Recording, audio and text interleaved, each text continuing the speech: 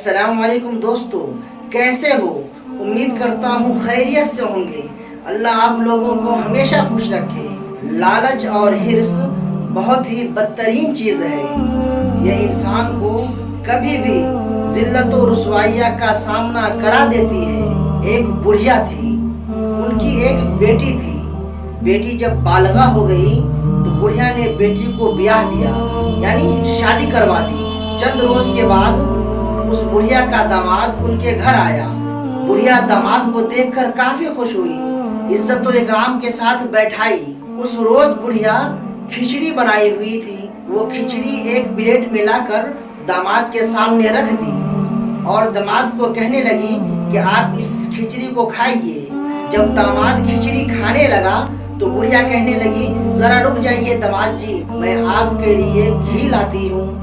وہ ایک پیالہ میں گھی لائی۔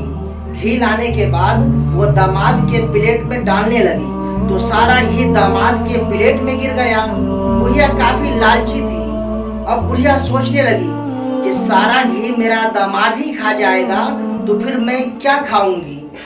یہ سوچ کر وہ دماغ لگانا شروع کر دی اور داماد کو کہنے لگی، سنو بیٹے، میں آج تمہارے ساتھ اسی پلیٹ میں کھانا چاہتی ہوں۔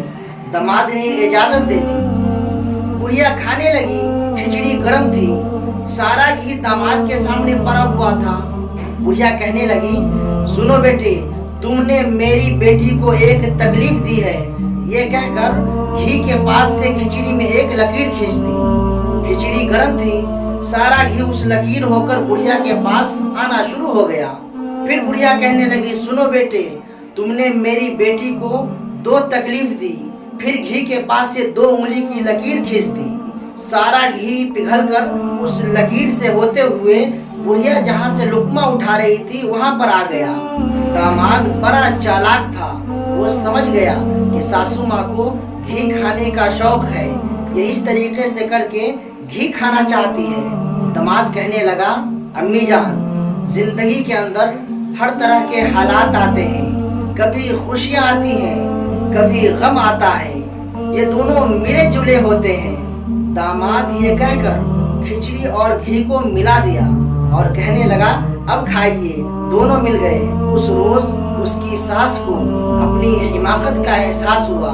اسی طریقے سے انسان اگر کسی چیز کی لالچ کرتا ہے، جس طریقے سے اس بڑھیا نے گھی کھانے کی لالچ کی، تو انسان کو ذلت و رسوائیہ کا سامنا کرنا پڑتا ہے۔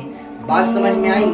اگر ویڈیو اچھی لگی ہو تو لائک کیجئے، چینل پر نئے ہو تو سبسکرائب کیجئے۔ شکریہ، خدا حافظ، السلام علیکم۔